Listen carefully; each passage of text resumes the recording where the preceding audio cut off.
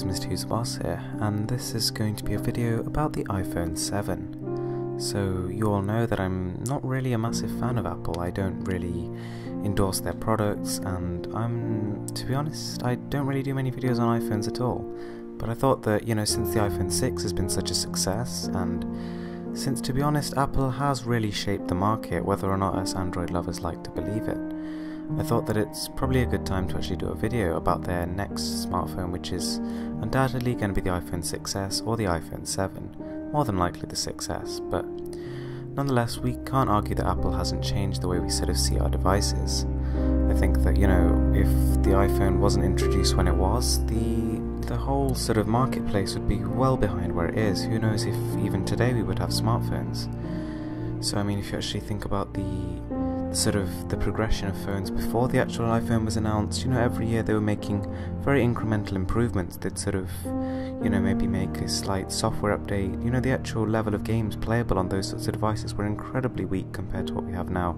And I think that, it's only since the smartphone market sort of came to be that every year we've been seeing like double the performance, triple the performance, and real leap forwards in terms of technology and the sort of things we can do with our devices. So yeah, this is all because of Apple, I'm not gonna lie. Android has obviously sped up the process in recent years, but I think that it really does boil down to Steve Jobs and the team behind him at the time of the release of the original.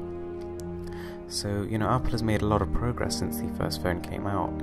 Their software has evolved over time from iOS 1 to iOS 8.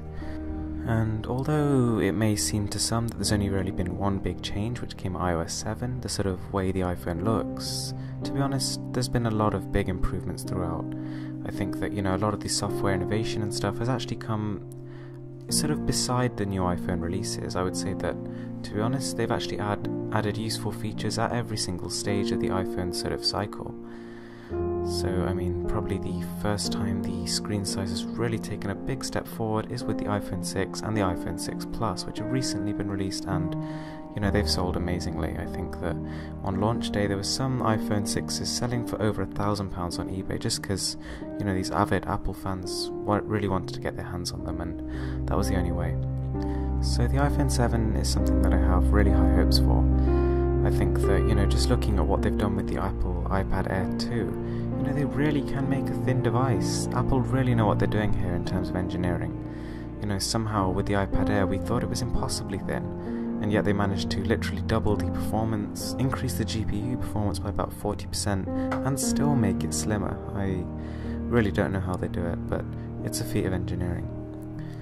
Now in the next iPhone, I don't want to see a higher resolution display. I don't want to see, lots of gimmicky new features. I don't want to see enhanced fingerprint sensor control and that kind of thing. The things I really want to see here are, number one, waterproofing. I think that that's something that, a lot of the iPhone family is missing, and they really do, you feel it when you switch from an Android to an iOS device, because it's a really good feature. I think that the camera lens really needs to actually take a step up in terms of size.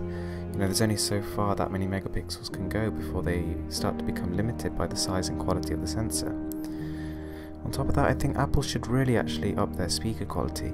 Considering the iPhone and the iPod sort of line is basically their trademark and their whole flagship music listening device line, I think that they should really pay more attention to how music sounds. I think that they should build in a real top-notch equalizer, probably a digital amp as well, to improve the sound quality to its optimal level.